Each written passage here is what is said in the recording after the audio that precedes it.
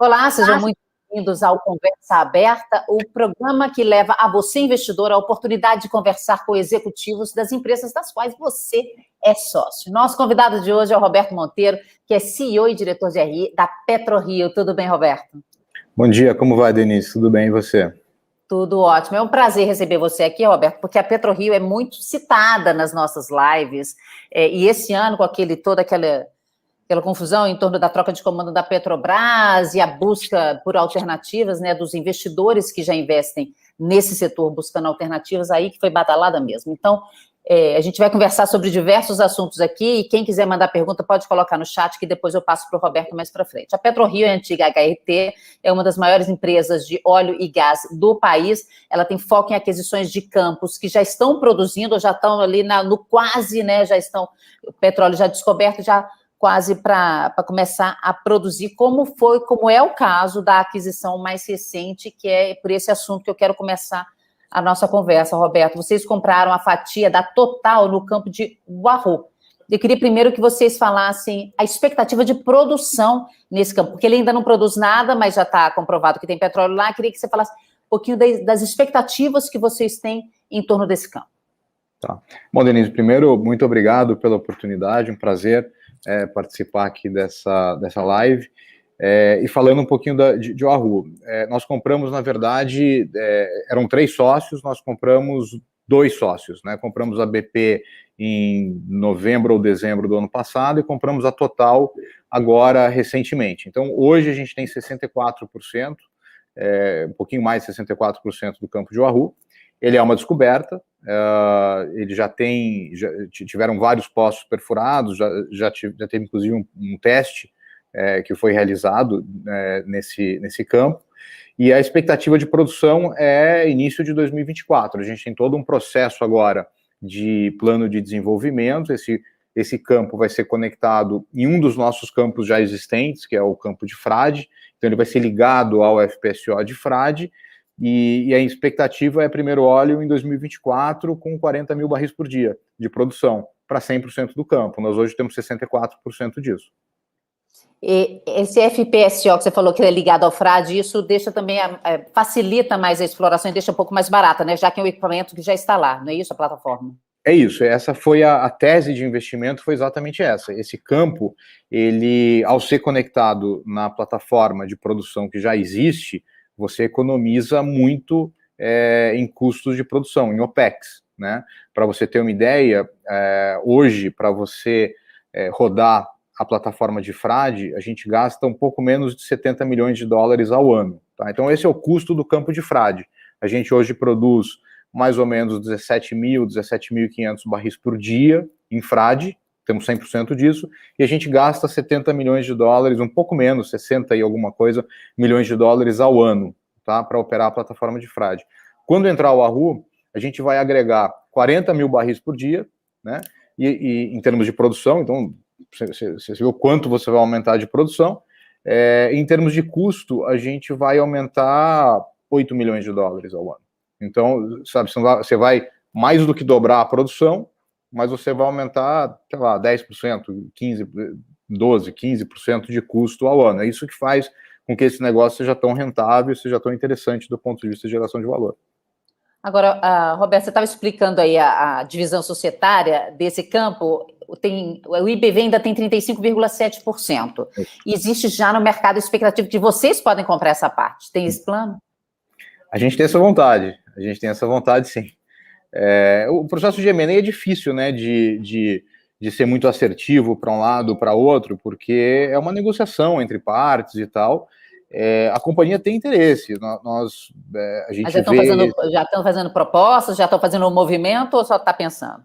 Não, a gente tem conversa constante com o grupo, né? Porque uma vez que a gente comprou a participação da BP e da Total, embora a ANP ainda não tenha aprovado, a gente já, de uma maneira ou de outra, começa a ter algum tipo de participação no consórcio e tal. É claro que as decisões mesmo, elas só podem ser tomadas depois que formalmente a PetroRio virar a operadora. Mas nesse ínterim, existem muitas conversas que acontecem, existem muitos... você conhece os seus sócios e assim por diante. Então, existe um contato constante ali com a IBV, a gente tem vontade de comprar esse stake, a gente já, enfim, não é novidade, mas vamos ver, quer dizer, um processo de M&A é sempre um processo de, sabe, que é difícil dizer, isso vai acontecer com certeza. Mas você acha que pode ser esse semestre, por exemplo? Pode, assim, a transação dentro do mundo, né, de M&A, de compra de ativo e tal, essa é uma transação muito simples, porque é um campo que não produz, então você não tem nenhum problema ali, sabe, é uma coisa, é um contrato muito simples, né, então é tão simples quanto você chegar num preço, é só isso, né, por um lado. Por outro lado, a IBV, ela é uma empresa cujos os donos da IBV, vamos dizer assim, né? São duas empresas indianas, uma delas chama Bharat Oil, a outra chama Videocon. A Bharat Oil é uma empresa produtora de petróleo na Índia, é uma empresa indiana, né, que produz petróleo em vários lugares, e a Videocon é uma empresa que está passando por dificuldades financeiras grandes, né? E a gente, enfim, essas duas empresas, elas têm que estar também engajadas no processo, sabe?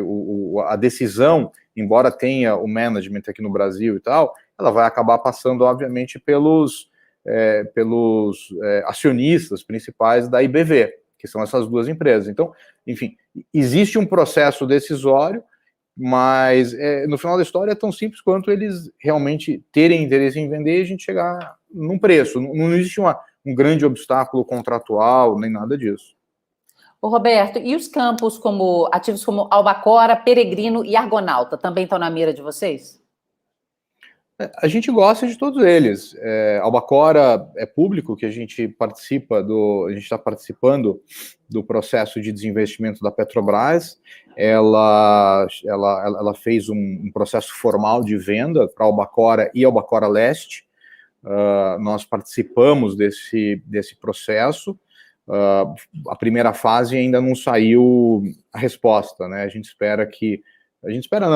Eles nos disseram que talvez ainda no mês de março tenham uma resposta de quem passou para a segunda fase. Você faz uma fase inicial, que é uma fase não vinculante, e aí depois você tem acesso às pessoas que passam, né? Eles dão uma primeira filtrada, as pessoas que passam têm acesso a mais informação, e aí vão fazer um bid vinculante, sei lá, depois de 2, 3, 4 meses. A gente não tem muita essa visibilidade. Com relação a Argonauta ele é parte de Parque das Conchas, é um campo operado pela Shell. Sem dúvida um campo que é interessante. Ele estaria dentro, vamos dizer assim, da estratégia da PetroRio de Campo Maduro, e de ser um campo que a gente chama de legado, né, das majors. As majors normalmente elas fazem isso, elas têm campos que elas produzem durante muito tempo, e aí elas vão desenvolvendo coisas novas, tipo pré-sal e assim por diante. E quando elas desenvolvem esses campos novos de pré-sal, são campos que têm uma rentabilidade muito maior. A gente não consegue desenvolver porque a gente não tem balanço. Então, é uma coisa que só eles conseguem fazer. Porque são coisas gigantes, sabe? São bilhões e bilhões de dólares que você precisa para fazer um negócio desse. Então, elas vão desenvolvendo isso e esses campos que passam a ser menos relevantes, elas desinvestem. Isso é uma coisa muito normal. Tanto o Parque das Conchas quanto o Peregrino estariam dentro dessa vamos dizer assim, dessa área, né? Seja pela Shell, seja pela Equinor, sem dúvida. Roberto, as ações de vocês, desde daquele março, se a minha memória não vai me trair agora, acho que foi 9 de março que teve aquela queda forte no preço do petróleo no ano passado. De lá para cá, as ações de vocês já se valorizaram 10 vezes. Tem analistas no mercado que acham que na comparação com outras a ação já estaria muito cara. Tá caro ou não? Eu nunca vou achar a ação da PetroRio caro. O dia que eu achar caro, eu não posso estar aqui. Mas como é que você convence o investidor de que ela não está cara, de que ela vale o que está ali, ou que ela pode se valorizar ainda mais? Como é que você pode... Eu sou muito, assim, eu sou muito construtivo com o petróleo. Eu acho que a gente passou, essa questão de aumentou 10 vezes, ela é muito relativa, porque também, assim, muita coisa, né, caiu, e ninguém sabia onde era o fundo do poço e tal, naquele momento de pânico. Então, eu acho que o o número ali que está sendo tomado como base é um número que também ele tem muito de pânico envolvido e tal. Mas a forma que eu vejo é o seguinte: a PetroRio hoje, ainda a gente já tem dentro de casa um cronograma de crescimento super forte, com Polvo, com Frade e com Wahoo, então já tem um crescimento contratado forte, né? Na nossa opinião, considerando esse preço de petróleo, o valor da ação atual nem isso reflete, né? Então, enfim, você já tem um lastro aí interessante, porque são coisas que já estão dentro de casa, né? Essa companhia, ela gera muito caixa, é uma companhia que hoje, para você ter uma ideia, né, o nosso custo de lifting, de extração do petróleo é de $13, quando $13,5 dólares, você coloca tudo em cima, royalties, descontos comerciais e não sei o que e tal, você vai chegar ali a mais ou menos 23, 24, vamos chamar de 25 para arredondar a conta. A diferença de 25 para 60 é caixa que a companhia gera. Tá? 60 é o preço do petróleo hoje, né? Por barril. Então, essa companhia gera muito caixa e existem ativos que estão sendo vendidos. Então, sabe, também é difícil você pensar, essa companhia ela tem uma história de fazer M&A todo ano e agora daqui para frente nunca mais vai fazer nada, nunca mais vai fazer nenhum M&A, ou então vai fazer coisa, sabe, vai perder, vai fazer M&A que não gera valor e tal. Então, eu acho que seria muito difícil considerar isso, né, como uma realidade.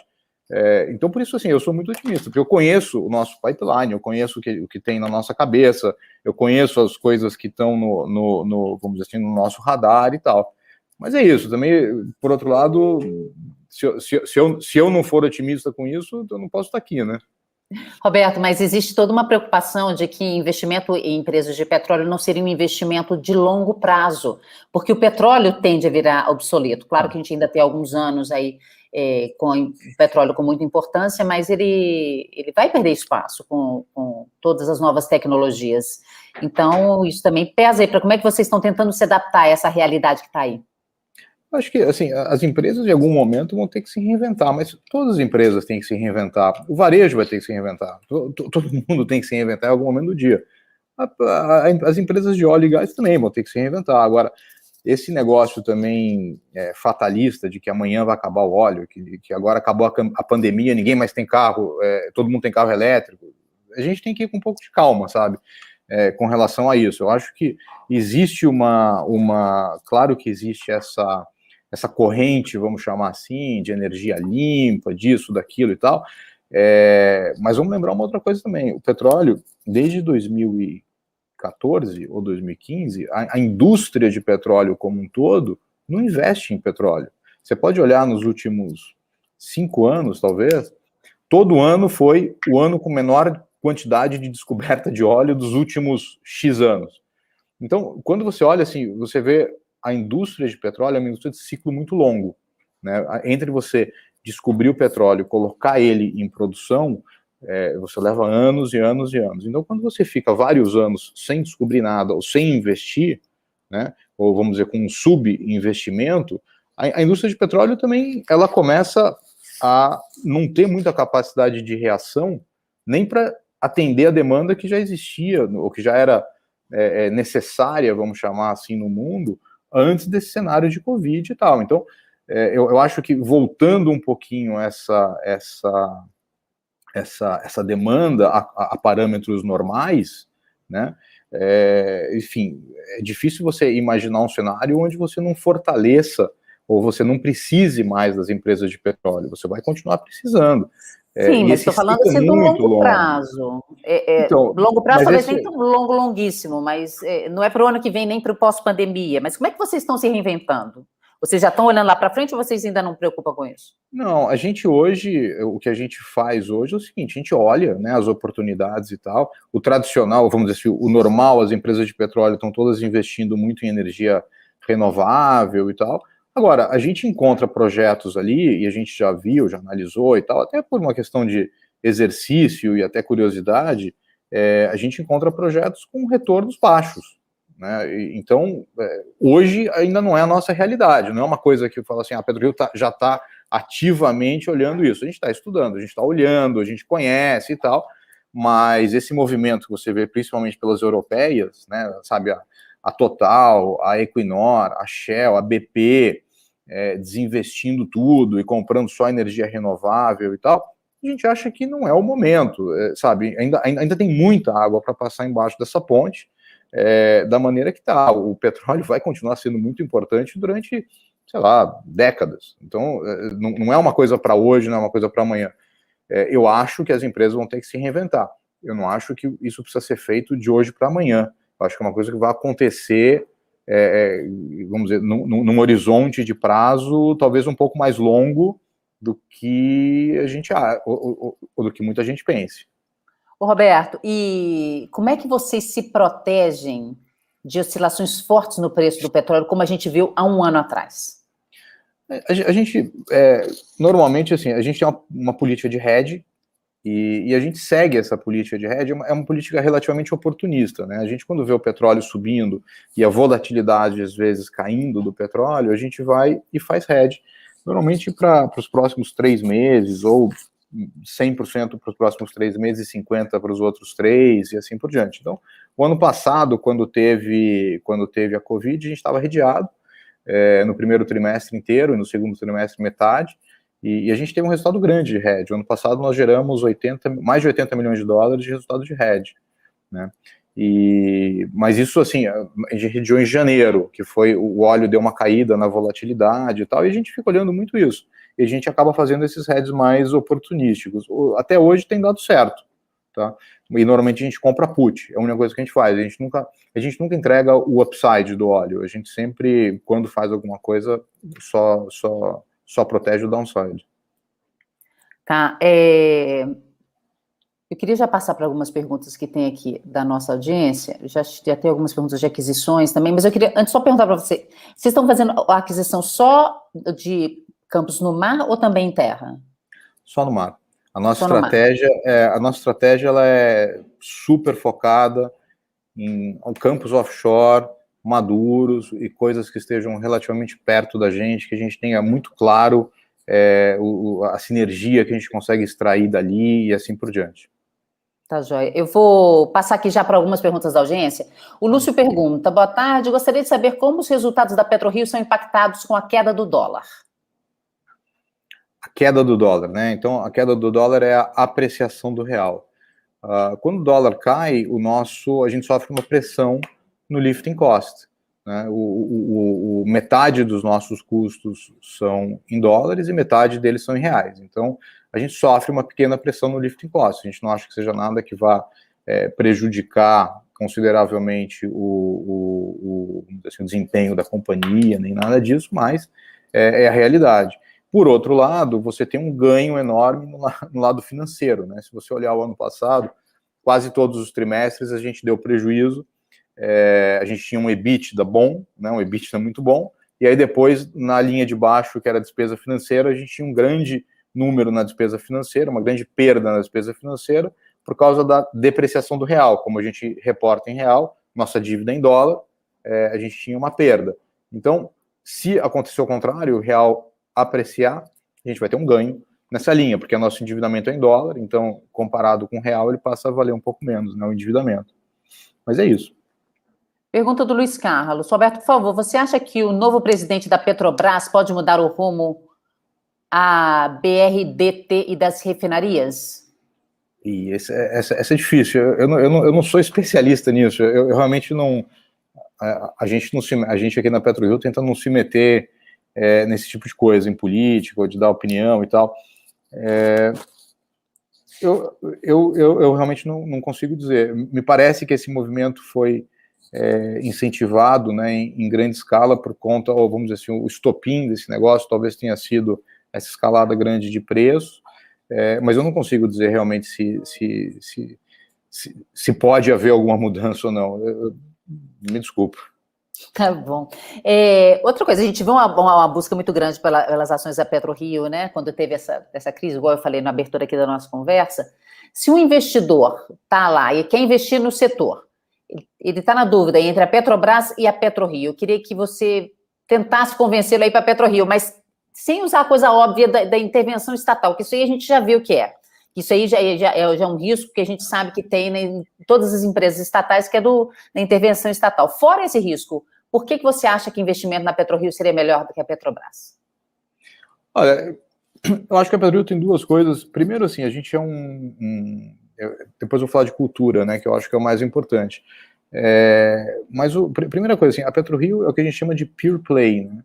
Então, assim, a gente é uma ação, ela é 100% relacionada às economias do petróleo, tá? Então, não vai existir um caso onde o petróleo subiu e a PetroRio foi mal, tá? Não tem como, porque assim, a nossa empresa é produzir petróleo, a gente não entra em gás, a gente não entra em combustível, a gente não faz nada disso, a gente produz petróleo e a gente vende petróleo. Então, é uma coisa muito focada, tá, em uma parte específica da cadeia, tá, de geração de valores. Você, quando olha a Petrobras é um monstro. A Petrobras, ela, no final da história, quando você consolida tudo da Petrobras, ela acaba vendendo combustível, né? Ela acaba vendendo combustível no mercado interno, né? Ela não vende necessariamente petróleo. Você pode ter uma apreciação do petróleo e não necessariamente uma apreciação do valor do combustível no mercado interno. Hoje, inclusive, essa é a grande discussão, vamos chamar assim, que é o repasse de preços da Petrobras, né? A outra coisa é o seguinte: a Petrobras, ela tem uma parte da receita dela que vem de gás, ela participa de campanhas exploratórias de pré-sal e assim por diante. Então, ela é um outro bicho. Ela não necessariamente você vai ver lá, o óleo está subindo, ótimo. Mas a PetroRio é um play muito mais direto com relação ao óleo, é o que as pessoas, de novo, né, que elas chamam de pure play, tá? E depois você tem uma outra coisa que é o seguinte: a Petrobras, ela tem uma cabeça mais de companhia grande, é uma companhia grande, é uma estatal e tal. Então, do ponto de vista cultural, né, ela age de uma maneira diferente. Se você quer uma companhia ágil, 100% ágil, que é o que a gente chama de lean, né, uma companhia magra em termos de custo e que está sempre buscando, assim, cada gota de óleo importa e assim por diante, essa companhia é a PetroRio. A Petrobras, ela faz outras coisas, ela desenvolve pré-sal, ela tem um balanço enorme que possibilita ela desenvolver pré-sal e tal. É uma companhia um pouco mais lenta, é um transatlântico, mas como um transatlântico também é uma companhia um pouco mais lenta, tá? Eu acho que essas são as grandes diferenças, assim, entre Petro e Petrobras. Isso para não falar da questão de intervenção. Mas no final da história, é difícil você tirar isso da conta, porque uma coisa é você vender óleo livre no mercado spot, né, que é o que a gente faz. E outra coisa é você vender combustível aqui dentro. Quando você tira essa questão, se você deixasse, o combustível sobe livremente e tal, e acompanha o preço do petróleo, seria uma coisa. Mas não é o que normalmente a gente vê. Você tem demora para passar no preço, mesmo quando está tudo 100% azeitado e tal, você demora um pouquinho mais para passar. Então, acho que essa é a grande diferença que existe entre as duas companhias. Luiz pergunta: Roberto, pode dar um cenário geral sobre o setor de petróleo, gás, distribuição, refinarias, enfim, geral? Como é que você está vendo o cenário hoje?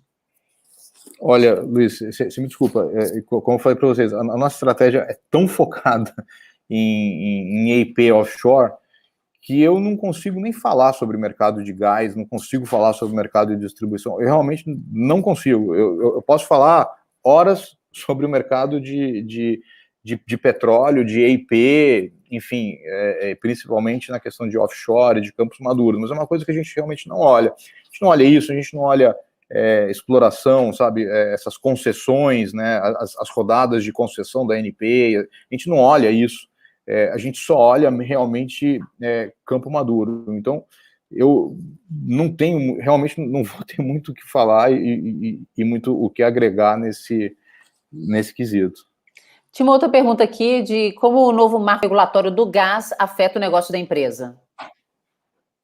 Não afeta, a gente não tem, a PetroRio não tem nada de gás, né? Nós temos 10% do campo de Manati, que a Petrobras opera, nós temos 10%, que hoje em dia tem uma participação relativa muito pequena no nosso negócio, e a gente está desinvestindo esse campo, tá? Existe uma empresa que chama GasBridge, ela comprou a operação da Petrobras, e ela está comprando a nossa participação também. A gente soltou até um fato relevante no ano passado e tal. Para a gente vai ter sido um ótimo investimento, Manati. A gente comprou em 2016, está desinvestindo agora, vai dar 2,5 vezes cash on cash, né, de retorno nesse período, então para a gente vai ter sido um ótimo investimento.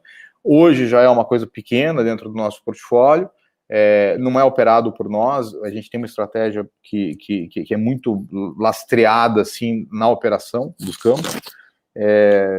Então é isso, a lei do gás realmente não é uma coisa que vai que vai mexer muito, não está dentro da nossa estratégia no curto, no médio prazo, entrar em gás. Realmente nosso negócio é produzir óleo offshore, preferivelmente na bacia de Campos.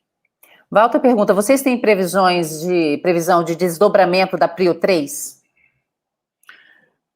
Já é a segunda ou terceira vez que me perguntam. Eu acho que a gente está hoje num momento, né, o nosso preço e tal, a gente já está num momento que pode começar a fazer sentido algum tipo de desdobramento, sim. Eu não sei se 1 para 10, 1 para 5 e tal, mas eu acho que pode começar a fazer sentido, sim.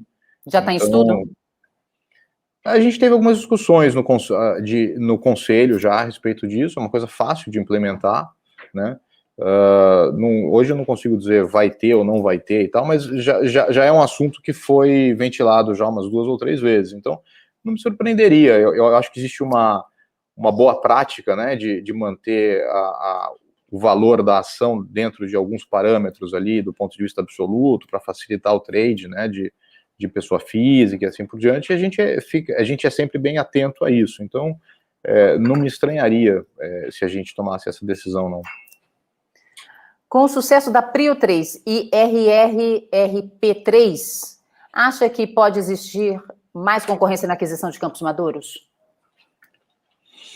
Olha, eu acho que pode ter um pouco mais, assim, depende muito, assim, eu também não...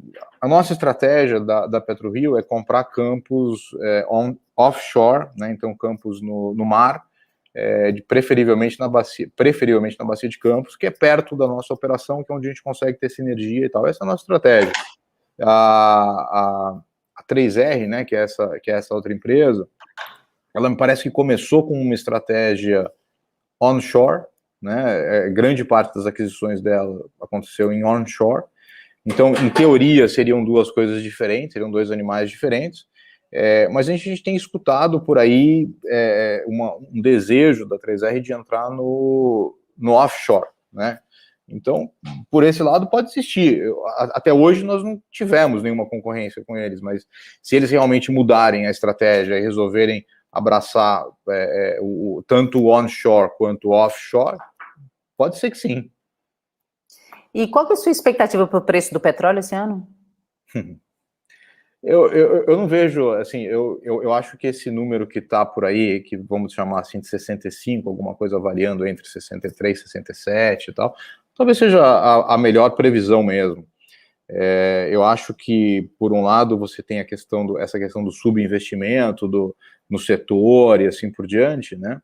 Mas, por outro lado, você tem capacidade ociosa na Arábia Saudita, na Rússia e tal. Então, eu também não vejo esses players grandes deixando com que o óleo se aprecie de tal forma que você começa a gerar um problema para eles de novo, né? Como foi o caso por exemplo, do shale nos Estados Unidos, que sofreu muito agora na pandemia, continua sofrendo. Eu acho que agora está começando a respirar um pouquinho, mas eu acho que esses grandes, né, Arábia Saudita, Rússia, não deixariam ter uma valorização muito, muito abrupta assim do preço do petróleo, até para não deixar que esses players menores e tal, de shale e tal, voltem a ocupar um espaço grande no market share que eles enxergam como deles, né? Então, eu acho que é mais ou menos por aí o preço do petróleo. Shale é o gás de xisto, né? É o óleo, é o óleo. Você deu uma risadinha que parece assim, quando a gente pergunta para o economista qual vai ser a cotação do dólar. Sabe, aquela coisa difícil de responder, né? Difícil. Dizem que inventaram a previsão do dólar para economista para trazer a humildade de volta aos economistas, né? Porque ninguém acerta. Petróleo é a mesma coisa. Tem para todo lado aqui. Tem gente que fala que vai para 80, tem gente que fala que vai para 100 e tem gente que fala que vai para 40. Então, realmente é difícil de ter uma projeção ali. Não, sempre está acabando, mas eu queria fazer mais 2 perguntinhas rapidinho para você. Primeiro, quanto que vocês vão gastar em aquisição esse ano? Já tem um valor de investimento fechado para esse ano? De aquisições, não, o que a gente tem é o seguinte, as aquisições que nós já efetuamos, né, a aquisição de Wahoo, elas têm um pedaço que vão ser pagos agora na aprovação, né, quando a ANP aprovar, a gente pagou mais ou menos 10% à vista na assinatura, e 90% vai acontecer agora quando a ANP aprovar. Esse número é um pouco mais de 140 milhões de dólares, né? Sim, não, mas para outras aquisições? Vocês não tem um orçamento separado? Não, a gente não tem um orçamento separado. A gente tem uma posição de caixa muito forte, parruda, e a gente tem muita determinação e garra para procurar coisas novas. Então, depende muito, sabe? Depende muito do campo. Você pode comprar um campo de 200 milhões de dólares, pode comprar um campo de 1 bilhão. Então, não adianta você se programar muito, porque sabe, a gente não consegue determinar muito como é que é esse destino.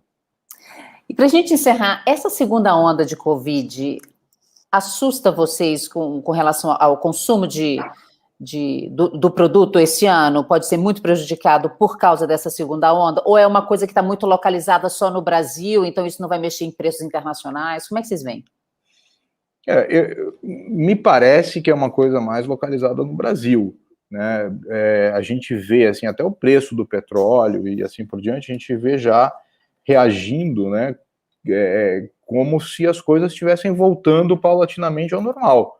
Os Estados Unidos aí com uma campanha de vacinação super forte, parece que saiu hoje, inclusive, que vão chegar a 100 milhões de vacinados nos Estados Unidos antes do esperado. Então, essas coisas todas que eu acho que vão fazer preço no final da história, né? A China, que você vê que não tem uma grande quantidade de casos e assim por diante. Infelizmente, me parece que o Brasil é uma situação um pouco única, né, nesse negócio. A União Europeia também, eu não sei como está, e assim por diante, mas eu acho que realmente os grandes formadores de preço, que vão ser Estados Unidos, China e tal, parece que eles já estão numa tendência, né, de retomada, ou pelo menos uma expectativa de retomada mais próxima. Então, não acho que seja um grande risco para a gente, não. Tá joia, Roberto. Queria muito agradecer sua presença aqui com a gente hoje, tá? Queria já te convidar para daqui a 3 meses você voltar e conversar com a gente novamente sobre os planos e aquisições e os resultados da empresa, tá bom? Obrigada, hein? Um prazer, Denise. Muito obrigado. Obrigado a todos. A você de casa, muitíssimo obrigada. Deixe seu like, compartilhe com os seus amigos que estão em busca de bons investimentos. Se inscreva no canal, clique no sininho. Conversa aberta todas as terças e quintas ao meio-dia. Obrigada e até a próxima.